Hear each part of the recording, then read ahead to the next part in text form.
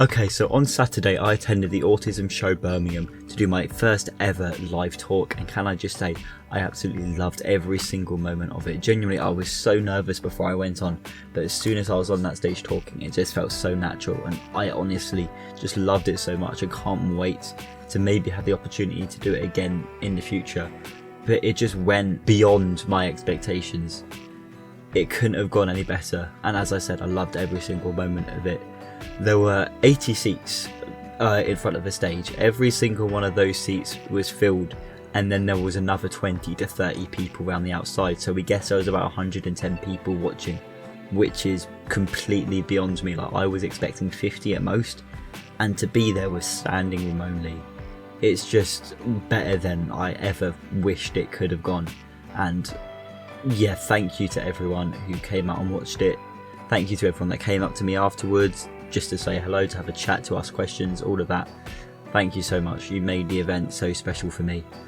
So I decided to film a talk as well, so you guys could see it who couldn't attend. But before that starts, I've got a little clip to show you from a Twitch stream last year. I said this in streams before. There's not a chance I would be able to stand there and talk to even like 20 people for 2 hours. There's not a chance I would be able to do that. But I guess streaming is different. Like, you're looking at a camera the whole time. As much as there are people watching, you don't really realise about that as well. Okay, can everyone hear me? Yeah, hands up if you can hear me. Perfect. Okay, cool. So this is very different to anything I've done before. But yeah, well, let's hope it goes okay. As you can see there, today I'm going to be talking about transitioning from an autistic teen to an autistic adult.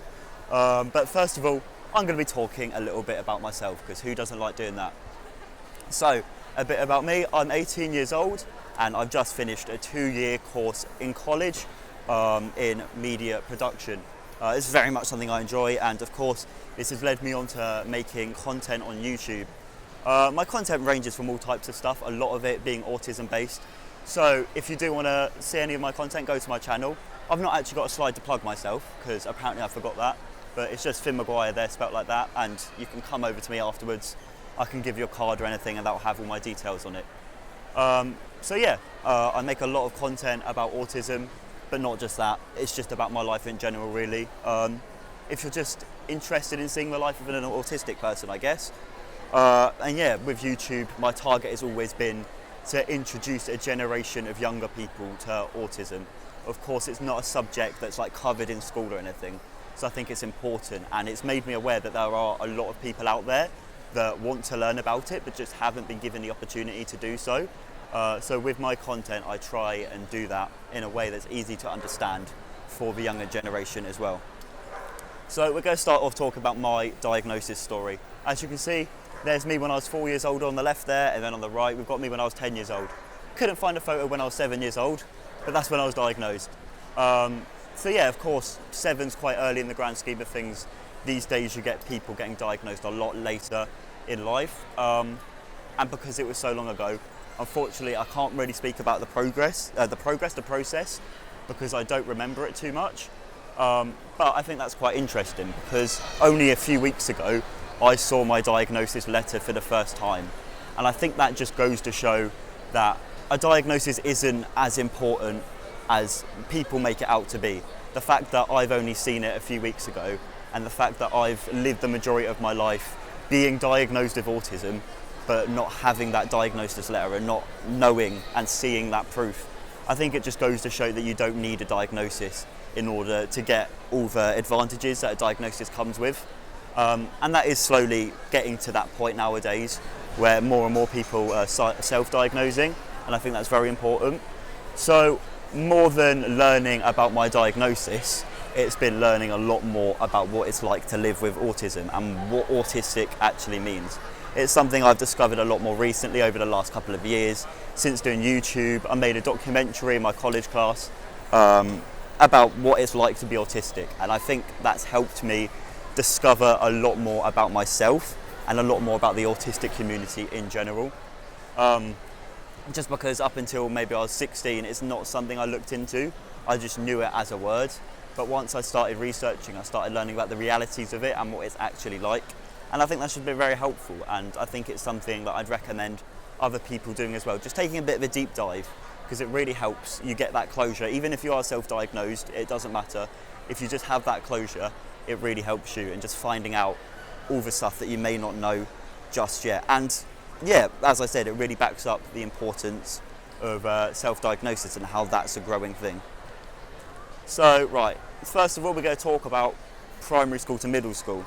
So, primary school, as a lot of you will know, is up to year 6, and then most people go into secondary school after that. But it was very different for me, because I was at primary school until year 6, and then I did my 11 plus, as many people do, and unfortunately I didn't pass. My local secondary school isn't great, to put it gently, so I went to a middle school, and there's a 3-tier system which seems to only be locally used around me. I don't know why they're using it, but not many places do anymore. And the 3-tier system is up until year 4, which is lower school, and then middle school is year 5 until year 8, and then upper school is year 9 onwards. So I joined middle school in year 7, which of course is halfway through the system of middle school.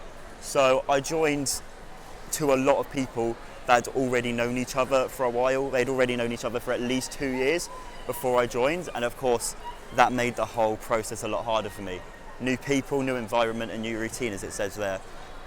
Because of course I'm with all these people that I've never met before, but have all met each other before. They all know each other well, and how am I meant to make friends with these people that already know each other and already have those friendship groups formed?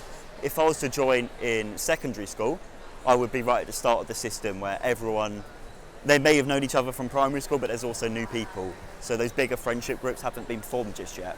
But for me, unfortunately, I had to try to find a way of fitting in myself.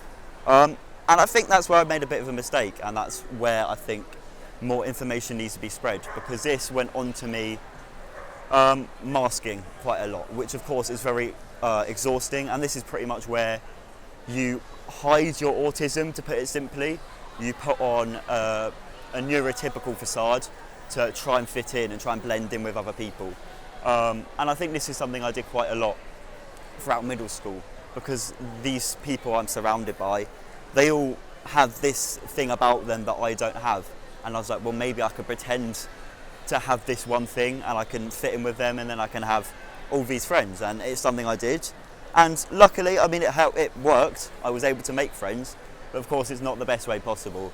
And as I got closer with those people, that facade started to break down a little bit. When they found out I was autistic, that facade started to break down. They started finding out who the real me was. But there was a solid few months where they almost saw a fake version of me that was very much put on just as an attempt to be able to make friends. And yeah, it was really exhausting, coming home every day from school, sleeping for hours. It became a part of my routine, waking up, going to school, coming home, sleeping, waking up, maybe not having dinner, and then going back to bed again. I almost didn't have a social life out of school, or any life at all, because of the amount I was sleeping, and this is all to do with the amount I was masking. And of course, masking I felt was necessary at the time, not that I knew what it was, but because you're bringing all these new things into factor, the new people, the new environment, the new routine, it's something I hadn't experienced. And it was almost my way of coping it. But all of that stuff on top of the masking was just extremely exhausting. I was completely thrown out of my comfort zone. And it's why I felt the need to sleep so much, and why I went home every day from school and slept. But yeah, now moving on to puberty. This is just a quick section I'm going to go over quickly, just because I'm not the most professional person to talk about it. If you are looking for advice on puberty, the NAS stand is over there near the entrance. They'll be able to give you plenty of advice. But it's just how puberty was covered in school and how autistic people deal with that differently. Because you've got all these new feelings that you don't expect, or you don't know how to cope with them. And of course it's talked about in school a little bit, and it's covered a little bit through sex education, but it's covered in a way where it's like, kind of, you'll start feeling these feelings, but we're not going to tell you what those feelings are. We're not going to tell you what it feels like. And it's just really vague. And of course, it's not very autism friendly. It needs to be put in a way that's very, very literal. so autistic people can understand it more. And of course that's not being done by schools at the moment, of course not, or at least not in my school. I was at a mainstream school, I've not mentioned that yet. Maybe it's covered differently in a specialist school, I'm not too sure, but yeah, in the schools I went to it wasn't covered properly. And I think that's something that needs to start changing, because it's very, once again, exhausting on autistic people. It's something I'm going to bring up a lot. But just to be going through all these new things that you don't know what they are, and just new feelings, it's not good that it's not covered, but I think it's something that can be changed. I think teachers need to have discussions with parents of autistic people before puberty sessions are covered, just so parents can start preparing their kids. And if it's not covered properly in school, parents know, okay, I can take you through this is the feelings you'll be feeling, and this is how it will go for you in the next few years. Just because if teachers aren't covering it properly, then the parents need to, and the parents know the kids better than anyone else, so who better to cover it than the parents? Of course it can be a bit of an awkward conversation to have, some parents may find it, but when you think about how important it is, when you think about how much it can help an autistic child, just so they are prepared for how it is, I think it helps incredibly much. So yeah, this is probably the biggest section and the most important part of a transition from childhood or being a teenager to adulthood. Independence. So food. Throughout childhood and throughout being a teenager, you've always got your parents preparing food for you. You grow up and they learn what you like, they know how to prepare it, they know you better than anyone else. And then you know what you like as well. But as you start becoming an adult and you start having more independence, it's, well, I've got to do this by myself now. I've not got my mum and dad to do it anymore. Maybe you will. It completely depends on the level of independence you have. But yeah, you'll be a lot more free with it. And there's no longer, you're not going to have anyone forcing you to have food, because it's completely your own choice. You're an adult.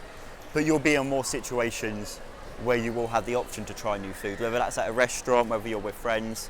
And you might feel pressured into eating this new food that you haven't before. But as I mentioned, you're an adult now. There's no one that can force you to do it. But you've got, of course, very comfortable with your parents preparing food in the way that you like it. And I think this is something that can be changed a bit earlier on. If the independence and the possibility is there for this teenager to start doing their food earlier on and start having that level of independence before they're an adult, by the time they are an adult, they'll be a lot more prepared for it. And I think it will help when going out into the big wide world and having more opportunities to try new food. Next, relationships. Once again, it's not a section I'm going to cover massively, but this is not just romantic relationship, it's friendships as well.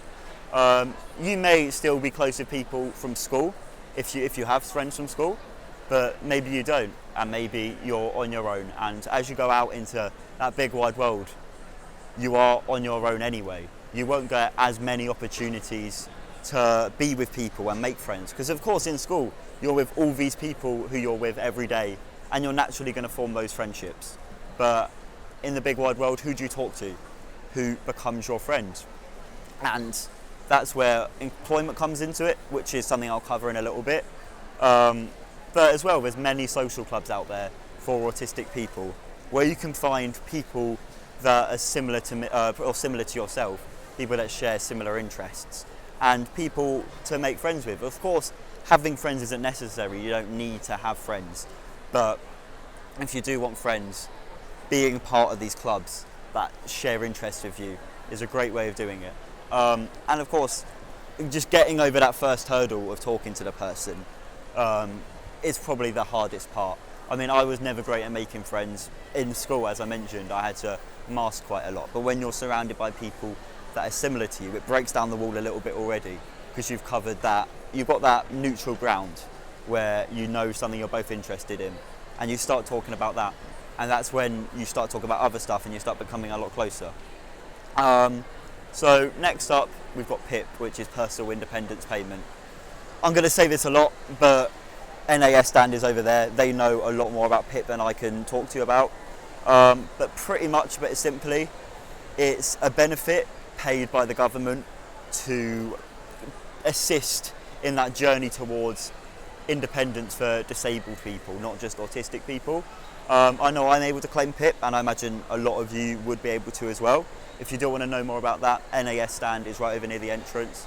But yeah, it comes with a whole application process that you've got to go through.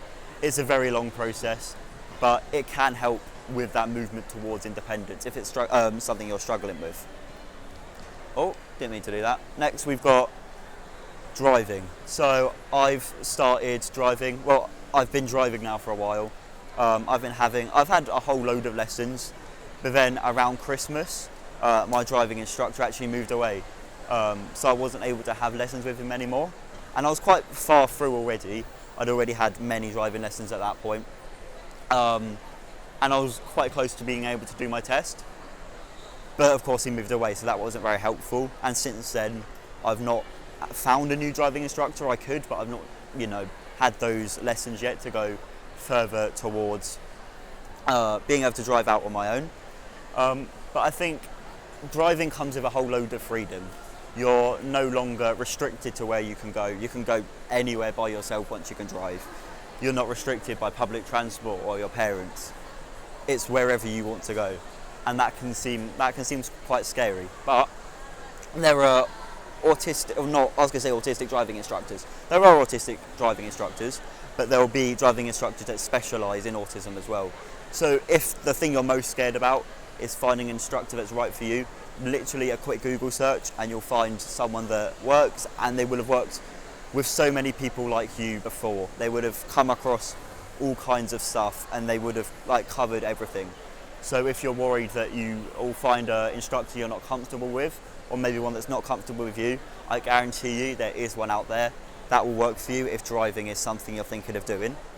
And of course, driving leads on to moving out. It's the biggest step towards being fully independent. It completely takes away all that comfort from your life. You've grown up in this home, you've been there with your family for your whole life, and then all of a sudden you're by yourself in your own place.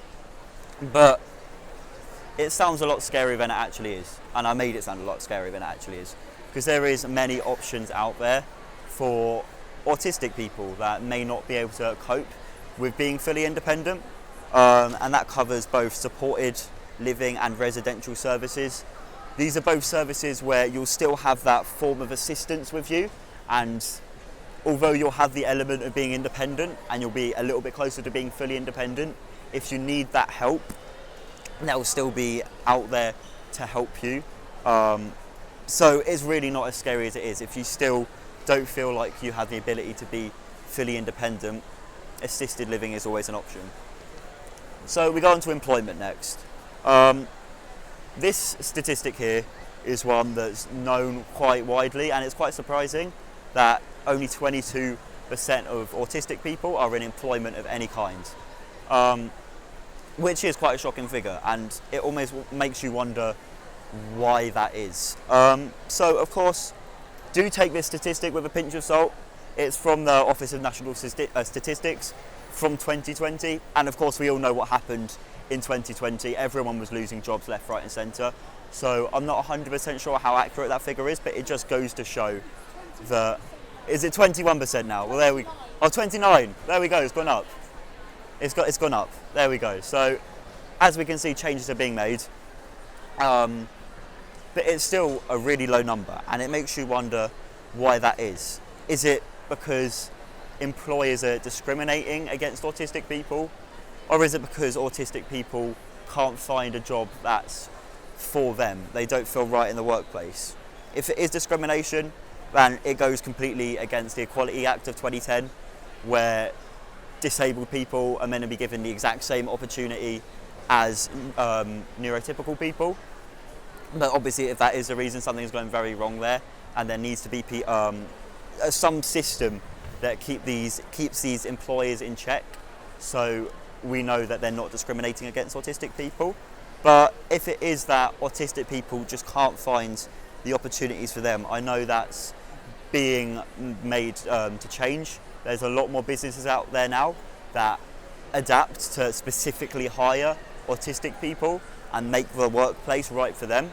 And they even reach out to autistic people themselves and be like, you know, let's have a little chat and we'll see what we can do, rather than it being the other way around. Because a lot of the struggle for autistic people can be putting yourself out there and sending your CV out to all these places to try and get a job. So if you've got these people reaching out to you instead, it takes away that element of having to put yourself out there and having to send your CV to other places and add that unnecessary first form of contact. So we've got, what are the next steps? So for me, I'm going to carry on doing YouTube, hopefully, as I said, be able to educate a wider range of people, especially young people, on what it's like to be autistic. I'm going to keep up with my driving, and then maybe at some point we'll eventually be at the stage where I'm ready to move out. But that's just what I'm doing over the next few years myself. They're my next few steps, and that's how I'm going to go into adulthood. As it says, they're just my steps. Everyone's journey is going to be completely different, and everyone's adulthood will be completely different. So everything I've said today, it's all completely personal to me. But yeah, everyone's journey is completely different. So thank you for listening, and I'm open to answer questions now.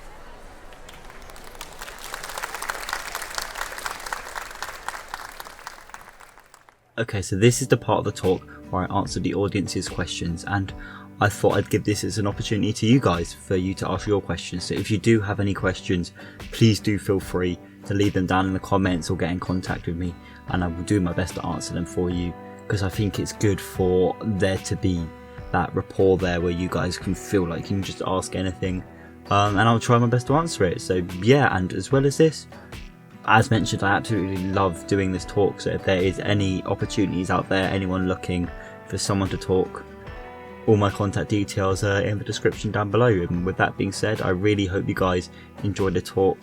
I loved it so much, and I hope you guys enjoyed it as much as I did whilst talking. So thank you guys so much for watching. Leave a like, subscribe and turn notifications on so you never miss an upload, and I'll see you in the next one.